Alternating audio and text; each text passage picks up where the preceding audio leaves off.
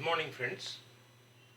గత కొద్ది రోజులుగా మనకి సోషల్ మీడియాలో కానివ్వండి, టీవీ ఛానళ్ళలో కానివ్వండి, బాగా చెలరేగుతున్న వివాదం స్మితా సబర్వాల్ ఐఏఎస్ ట్వీట్, దానికి ప్రతిస్పందనగా స్పెషల్లీ ఏబుల్డ్ పర్సన్స్ని రిప్రజెంట్ చేస్తూ బాలలత గారు, సిఎస్బి ఐఏఎస్ అకాడమీ బాలలత గారు, వీరిద్దరి మధ్య జరుగుతున్న సంవాదం ఎప్పటికీ ముగుస్తుందో చెప్పలేం, కానీ కొన్ని ప్రశ్నలు లేవనెత్తింది. ఇద్దరిలో ఎవరు సరైన వాళ్ళు, ఎవరి వాదన సరైనది? మరి ఒక ఐఏఎస్ అధికారినిగా 2001 సంవత్సరంలో సివిల్ సర్వీసెస్ ఎగ్జామినేషన్లో 4వ ర్యాంక్ సాధించి కరీంనగర్ కలెక్టర్గా కానివ్వండి, మెదక్లో కానివ్వండి ఎంతో ప్రజాదరణ పొంది అప్పట్లో అధికారంలోకి వచ్చిన 2014 సంవత్సరంలో అధికారంలోకి వచ్చిన కేసీఆర్ దృష్టిని చూరగొని ఎంతో సమర్థవంతంగా దాదాపుగా 21 సంవత్సరాల పాటు ఆమె రాష్ట్రానికి సేవలు అందించింది. ఆమె తెలివితేటల్ని కానీ, ఆమె అనుభవాన్ని కానీ, ఆమె విజ్ఞతని కానీ శంకించలేము. అదే సమయంలో ఆమె చేసిన ట్వీట్ ఏదైతే ఉందో, ఈ స్పెషల్లీ ఏబుల్డ్ పర్సన్స్కి సంబంధించి, అంటే దివ్యాంగులు అంటాము వాళ్ళని, గతం లోపల మనం ఫిజికల్లీ హ్యాండిక్యాప్డ్ అనేవాళ్ళు, వాళ్ళకి ఐఏఎస్ పరీక్షలో కానివ్వండి లేదా ఐఏఎస్ విధుల్లో కానివ్వండి కొన్ని ఇబ్బందులు ఎదురవుతాయి, కాబట్టి వాళ్ళకి స్పెషల్ కోటా ఉండకూడదు అనే అంశంలో ఆమె చేసిన ట్వీట్ తీవ్రమైన వివాదానికి దారితీసింది. ఆమెను ఖండిస్తూ బాలలత గారు చాలా తీవ్రమైన వ్యాఖ్యలు ఈవిడ వైపు నుంచి కూడా చేశారు. మరి ఇద్దరిలో ఎవరి వాదన సరైనది అనేది చూసినప్పుడు, నిష్పాక్షికంగా చూసినప్పుడు, నేనైతే ఎట్టి పరిస్థితుల్లోనూ వ్యక్తిగతంగా స్మితా సబర్వాల్ చేసిన వ్యాఖ్యల్ని సమర్థించను. అయితే ఆమె లేవనెత్తిన అంశాల పట్ల మనం ఒక నిశిత దృష్టితో పరిశీలన చేయాల్సిన అవసరం ఉంది. అలాగే రెండో వైపు నుంచి చూస్తే బాలలత గారు ఏవైతే తీవ్రమైన ఖండనలతో కూడిన ఆవేదనను వ్యక్తం చేస్తూ చేసిన వ్యాఖ్యలు ఏవైతే ఉన్నాయో వాటిని కూడా పరిశీలించాల్సిన అవసరం ఉంది. నా వరకు నాకు ఇద్దరిలోనూ తప్పు, ఇద్దరిలోనూ ఒప్పు రెండూ కనపడుతున్నాయి. కాసేపు స్మితా సబర్వాల్ గారు చేసిన తప్పు గురించి మాట్లాడదాం. ఆవిడ చేసిన వ్యాఖ్యల ప్రకారం పైలట్గా కానీ, సర్జన్గా కానీ మనము ఈ వికలాంగులని, అంటే స్పెషల్లీ ఏబుల్డ్ దివ్యాంగులని మనము అంగీకరిస్తామా, అంగీకరించలేము అని చేసిన వ్యాఖ్య ఏదైతే ఉందో, ముందుగా అది తీవ్రంగా అభ్యంతరకరమైనది. ఎందుకు అంటే కామన్ మ్యాన్గా ఆమె సామాన్య మనిషిగా ఆ అభిప్రాయం వ్యక్తపరిస్తే సరేలే, ఏదో జనాల్లో ఉన్న అపోహల ప్రకారం ఆమె మాట్లాడింది అనుకోవచ్చు. కానీ ఆమె ఒక ఐఏఎస్ అధికారిని, సమాజాన్ని ప్రభావితం చేసే స్థానంలో ఉంది. అటువంటప్పుడు ఆమె మాట్లాడేటప్పుడు ఆచితూచి మాట్లాడాల్సిన అవసరం ఉంది. ట్విట్టర్ వేదికగా కానివ్వండి, ఏదైనా వేదికగా కానివ్వండి, ఆమె ఏదైతే వాదన చేసిందో అది తీవ్రమైన అభ్యంతరకరంగా ఉంది. ఇకపోతే రెండవ వాదన ఆమె ఏదైతే చేసిందో దాని ప్రకారం ఐఏఎస్ విధుల నిర్వహణ అనేది చాలా కఠినతరమైనదని, ఇది తీవ్రమైన ఇబ్బందులకు గురి చేస్తుందని, దీన్ని తట్టుకునే శక్తి దివ్యాంగులకు ఉండదని, కాబట్టి ఏదైతే కోటా అనేది కేటాయించారో దాన్ని పునఃపరిశీలన చేయాల్సిన అవసరం ఉంది అని చెప్పి ఆమె జస్ట్ ఆస్కింగ్ అన్న ట్యాగ్ లైన్ తోటి ఆవిడ పెట్టారు. ఆవిడకి ఒకే సూటి ప్రశ్న. 2014 సివిల్ సర్వీసెస్ ఎగ్జామినేషన్లో ఆల్ ఇండియా ఫస్ట్ ర్యాంక్ సాధించిన ఐరా సింఘాల్ ఐఏఎస్ తోటి మహిళ, ఆవిడ గత దశాబ్ద కాలంగా చేసిన సేవలు గణనీయమైన ప్రశంసలను చూరగొన్నాయి. మరి ఈ అంశంలో స్మితా సబర్వాల్ గారు ఐరా సింఘాల్ వంటి దివ్యాంగులైన ఐఏఎస్ ఆఫీసర్లను మరిచారా? ఆమె పునఃపరిశీలన చేసుకోవాల్సిన అవసరం ఉంది. ఇకపోతే బాలలత గారి వైపుకి వచ్చినప్పుడు ఆవిడ స్మితా సబర్వాల్ గారిని విమర్శించే విషయంలో కొన్ని అంశాలని మర్చిపోయారు. దీనిలో ఐరా సింఘాల్ లాంటి వారి గురించి చర్చించినప్పుడు స్మితా సబర్వాల్ గారి తప్పు, బాలలత గారి ఒప్పు కనబడుతుంది. అయితే మరో కోణంలో చూసినప్పుడు బాలలత గారికి బాగా ఇష్టమైన కృష్ణతేజ ఐఏఎస్, ఈయన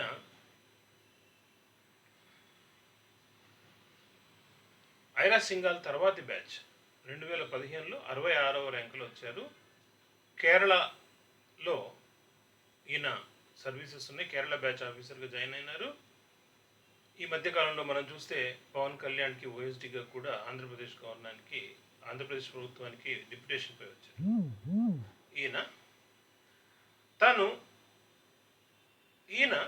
తాను అలప్పి అంటే కేరళ రాష్ట్రంలో అలప్పిలో 2018లో వచ్చిన 2018లో వచ్చిన వరదల సందర్భంగా 16 ఆగస్టు 2018న హుటాహుటిన 2 లక్షల మందిని వరద ముంపు ప్రాంతాల నుంచి రిలీఫ్ క్యాంపులకి తరలించాల్సి వచ్చినప్పుడు 2 రోజుల పాటు తీవ్రమైన శ్రమలకు ఓర్చి ఆ రోజున ఆయన ఆ పని చేయడం దేశవ్యాప్తంగా ప్రశంసలను అందుకుంది. నా ప్రశ్న బాలలత గారికి ఏంటంటే, స్మితా సబర్వాల్ గారి ట్వీట్ని దివ్యాంగులని అవమానపరుస్తున్నట్టుగా కాకుండా ఈ కోణంలో ఆలోచించినట్లయితే, ఏదైతే 2018 ఆగస్టు 18న ఏదైతే 2018 ఆగస్టు 16న కృష్ణతేజ దివారాత్రాలు 2 రోజులు దివారాత్రాలు పగలు రాత్రి నీళ్లలో నిలబడి 48 గంటల పాటు తీవ్రంగా శ్రమలకు వచ్చి ఆయన చేసిన కృషి ఏదైతే ఉందో, బాలలత గారు ఒకవేళ కృష్ణతేజ పరిస్థితుల్లో ఉంటే చేయగలిగి ఉండేవారు. ఇక్కడ పొరపాటున కూడా నేను బాలలత గారి శారీరక బలహీనతల గురించి నేను మాట్లాడటం లేదు. నేను కేవలం వాస్తవ పరిస్థితుల్ని వాస్తవిక దృష్టితో నిష్పాక్షికంగా చూడడానికి కోసం మాత్రమే ఈ ఉదాహరణను తీసుకొస్తున్నాను. ఈ కోణంలో పరిశీలించినప్పుడు స్మితా సబర్వాల్ వాదనలో ఎంతో కొంత నిజం ఉంది అని అనిపిస్తుంది. సో ఈ కోణంలో చూసినప్పుడు ఇంత తీవ్రంగా బాలలత గారు స్పందించాల్సిన అవసరం లేదేమో అని అనిపిస్తుంది. అయితే బాలలత గారి ఆవేదన చూసినప్పుడు ఎప్పుడైతే స్మితా సబర్వాల్ గారు తన ట్వీట్ లోపల వికలాంగులకు ఏదైతే స్పెషల్లీ ఏబుల్డ్ పర్సన్స్కి ఏదైతే కోటా ఐఏఎస్ పరీక్షలు సివిల్ సర్వీసెస్ ఎగ్జామ్లో ఉందో దాన్ని పునః పరిశీలించాల్సిన అవసరం ఉంది అని చెప్పినప్పుడు తాను కూడా ఆ రకమైన బాధలకి గురైంది కాబట్టి తీవ్రంగా స్పందించింది అని అనుకుందాం. అదే సమయంలో ఒక చిన్న మాట, ఆమె 2 సార్లు బాలలత గారు 2 సార్లు ఐఏఎస్ పరీక్షకి రాసినప్పుడు ఆమె 2 సార్లు క్వాలిఫై అయ్యారు. స్మితా సబర్వాల్ గారు 2001 సంవత్సరంలో 4వ ర్యాంకులో వస్తే బాలలత గారు 2004 సంవత్సరంలో 399 ర్యాంకు తెచ్చుకుని మినిస్ట్రీ ఆఫ్ డిఫెన్స్లో 2007లో చేరడం జరిగింది. ఆమెనే చెప్పిన మాటల ప్రకారం భారత ప్రభుత్వానికి 2 సంవత్సరాలు పట్టిందిట ఆవిడకి తగిన పోస్టింగ్ని వెతకడానికి. అంటే దీని అర్థం ఏంటి?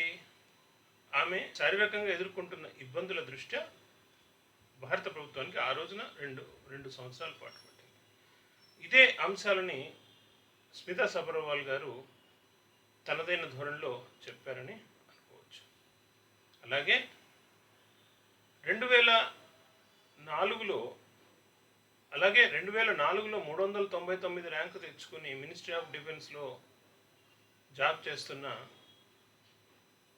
బాలలత గారు ఆ తదుపరి తనకు ఏదైతే ఆదరణ లభించిందో తనకు ఏదైతే సివిల్ సర్వీసెస్ పరీక్షలకి ప్రిపేర్ అవుతున్న అభ్యర్థులలో కలిగిన ఆదరణని ఉపయోగించుకుంటూ ఆవిడ సిఎస్వి ఐఏఎస్ అకాడమీ అని తన పేరిట ఒక ఐఏఎస్ సంస్థను స్థాపించారు. దాంట్లో కోచింగ్ ఇచ్చారు, చాలామంది విద్యార్థులకి కోచింగ్ ఇచ్చారు. ఆవిడ గత దశాబ్దానికి పైగా కాలంలో, దశాబ్దంన్నర పైగా కాలం లోపల చాలామంది విద్యార్థులకి సివిల్ సర్వీసెస్ పరీక్షకు కోచింగ్ ఇచ్చారు. అంతటితో ఆగకుండా ఆమె 2016 సంవత్సరంలో ఆమె మాటల ప్రకారమే తన విద్వత్తుని మరోసారి పరీక్షించుకోవడానికి మళ్ళీ ఐఏఎస్ పరీక్ష రాసి ఈసారి 166వ ర్యాంకు సాధించి అదే దివ్యాంగుల కోటాలో ఐఏఎస్ అర్హత సాధించారు. మళ్ళీ ఆ సర్వీసెస్లో జాయిన్ కాకుండా తన కోచింగ్ సంస్థపైనే దృష్టి పెట్టి అటు డిఫెన్స్ సర్వీసెస్ కూడా రాజీనామా చేసి పూర్తి కాలపు మెంటార్గా కోచ్గా స్థిరపడ్డారు. చాలామందికి ఆవిడ కోచింగ్ ఇస్తున్నారు. దీనిలో మరో కోణం కూడా మనం చూడవచ్చు. మరి దివ్యాంగుల కోసం ఇంతగా పోరాడుతున్న బాలలత గారు 2004 సంవత్సరంలో సరే తను జాయిన్ అయ్యారు. దాదాపు దశాబ్దం పైగా డిఫెన్స్ సర్వీసెస్లో జాబ్ చేశారు, అది ఓకే. బట్ వాట్ అబౌట్ 2016 ఏదైతే తను ఐఏఎస్ సాధించిందో ఆ పరీక్షలో కనుక ఆవిడ రాయకపోయి ఉంటే మరో దివ్యాంగులకి ఆ అవకాశం వచ్చి ఉండేది. తన వల్ల ఇంకో దివ్యాంగురాలు కానీ దివ్యాంగుడు కానీ అవకాశం కోల్పోయారు అనే ఆలోచన ఆవిడకి కలిగిందా? ఇకపోతే తను సాధించిన విజయాలని ఉపయోగించుకుంటూ ఆవిడ సివిల్ సర్వీసెస్ కోచింగ్లో అప్రతిహతంగా దూసుకుపోతుంది.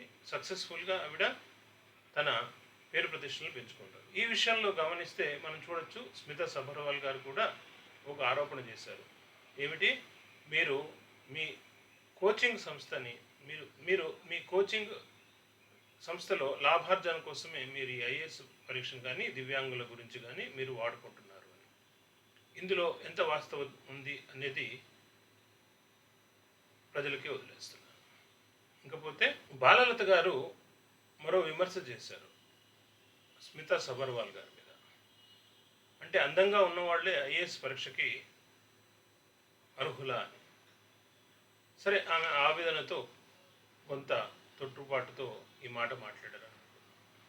ఇంకో ఛాలెంజ్ కూడా విసిరారు. నువ్వు రాజీనామా చేసిరా, నేను రాస్తాను సివిల్ సర్వీసెస్ పరీక్ష, మరి ఇద్దరిలో ఎవరిని ఓడిస్తారో తేల్చుకుందాము అని. ఇది కొంత అసమంజసంగా ఉంది.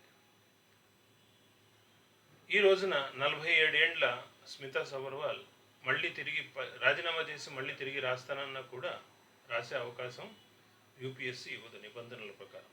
ఆ విషయం ఐఏఎస్ కోచింగ్లో ఎంతో అనుభవం ఉన్న బాలలత గారికి కూడా తెలిసిన సమయానికి మర్చిపోయి ఉంటుంది ఆవేశంలో.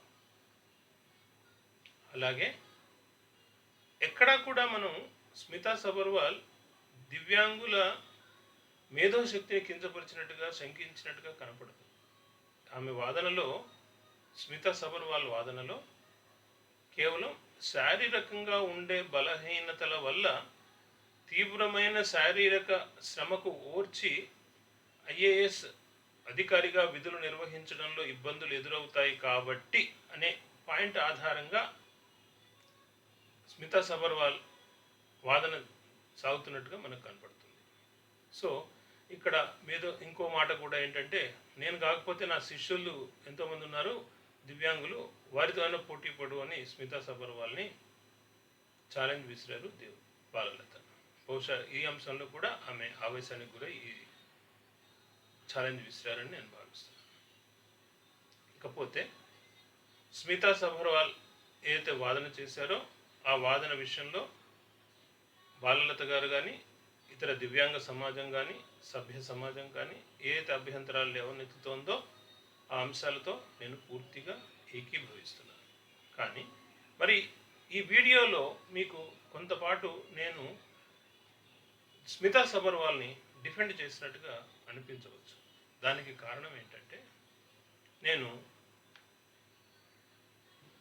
వోల్టేర్ ఫ్రీడమ్ ఆఫ్ స్పీచ్కు సంబంధించి వోల్టేర్ ఏం చెప్పారో ఒకసారి మనం గమనిస్తే ఆయన పదాల్లోనే, I do not agree with what you have to say but I will defend to the death your right to say it.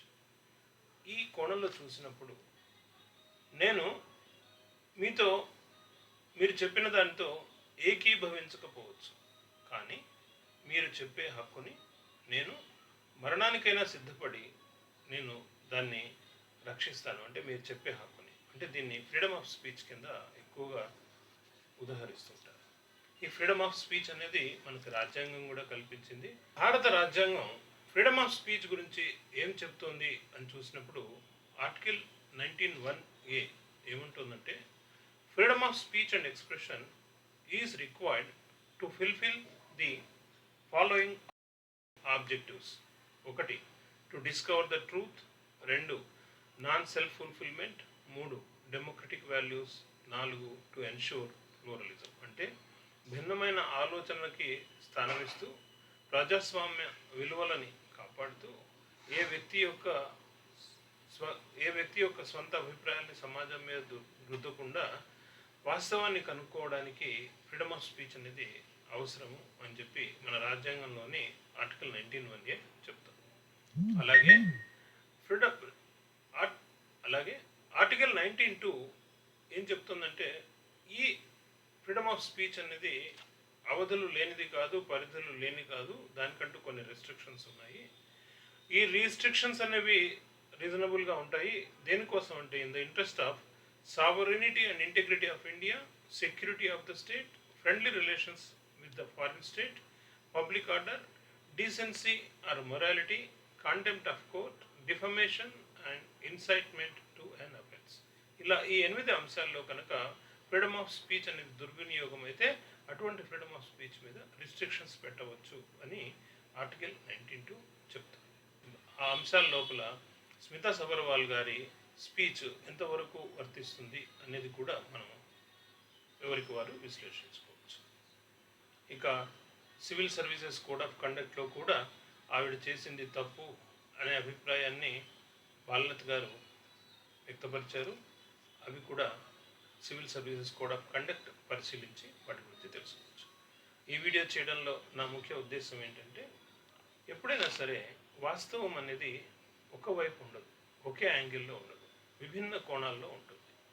ఒక ఫిలాసఫీ ఫ్యాకల్టీగా నేను చెప్పొచ్చేది ఏంటంటే, ఎవరు కూడా నాదే సరైనది వాదన అని పిడివాదన చేయాల్సిన అవసరం లేదు. ముఖ్యంగా మేధావులమి అని చెప్పుకునేవాళ్ళు. సరే, రాజకీయ రంగంలో ఉన్నవాళ్ళు ఒకళ్ళనొకళ్ళు విమర్శించుకుంటూ పరస్పరం రకరకాల విమర్శలు చేసుకుంటారు. వాళ్ళకి హేతుబద్ధత ఉండాల్సిన అవసరం లేదు. కానీ మీదో రంగంలో ఉంటూ అందున ఒకరు ఐఏఎస్, మరొకరు ఐఏఎస్ అభ్యర్థులని శిక్షణ ఇచ్చే మెంటార్. ఎవరైనా సరే నా విజ్ఞప్తి ఏంటంటే, అంశాల మీద దృష్టి కేంద్రీకరించండి తప్ప వ్యక్తిగత ఆరోపణల మీదకి వెళ్ళకండి. స్మితా సబర్వాల్ గారికి నా విజ్ఞప్తి, అమ్మ, మీరు ఏదైతే ట్వీట్ చేశారో అది మీ అభిప్రాయంలో కొద్దిపాటి వాస్తవం పాలు ఉన్నా కూడా మీరు ఐరా సింఘాల్ గారిని గుర్తుకు తెచ్చుకొని మీ ట్వీట్ని ఉపసంహరించుకుంటారని ఆశిస్తున్నాను. అలాగే బాలలత గారికి నా విజ్ఞప్తి, మీరు స్మితా సబర్వాల్ గారి వాదనని కృష్ణతేజ, మీ శిష్యుడు, మీ ప్రియమైన శిష్యుడు కృష్ణతేజ ఏదైతే 2018లో తీవ్రమైన శారీరక శ్రమకు ఓర్చి దేశవ్యాప్త ప్రశంసలు అందుకున్నాడో, ఆ ఘటనని దృష్టిలో పెట్టుకుని ఆ కోణంలో చూసి స్మితా సబర్వాల్ గారి వాదనని అర్థం చేసుకోవడానికి ప్రయత్నించాలని మీకు విజ్ఞప్తి చేస్తున్నాను. ఇక్కడ కావేశాల వల్ల మనకి సమస్యలు పరిష్కారం కావు. ఏదైనా చర్చించే అవకాశం ప్రతి ఒక్కరికి ఉండాలి. ఎవరైనా నోరు తెరవగానే వాళ్ళ మీద తీవ్రంగా విరుచుకుపడితే అది వ్యక్తి తన భావ ప్రకటన స్వేచ్ఛకి అడ్డంకి కలుగుతుంది. ప్రజాస్వామ్యపు విలువలు పరిరక్షించడానికి కానీ వాస్తవాల వెలికితీతకు కానీ అడ్డంకులు ఏర్పడతాయి. కాబట్టి అందరికీ ఈ అంశం లోపల వాదోపవాదాలు చేస్తున్న అందరికీ నా విజ్ఞప్తి ఏమిటంటే, ఇరువురి వాదనల్లోనూ ఉన్న తప్పులు ఒప్పులు సూక్ష్మంగా స్థూలంగా అన్ని రకాలుగాను పరిశీలించి కావేశాలకు లోను కాకుండా సత్యాన్ని తెలుసుకుంటారని ఆశిస్తూ ముగిస్తున్నాను.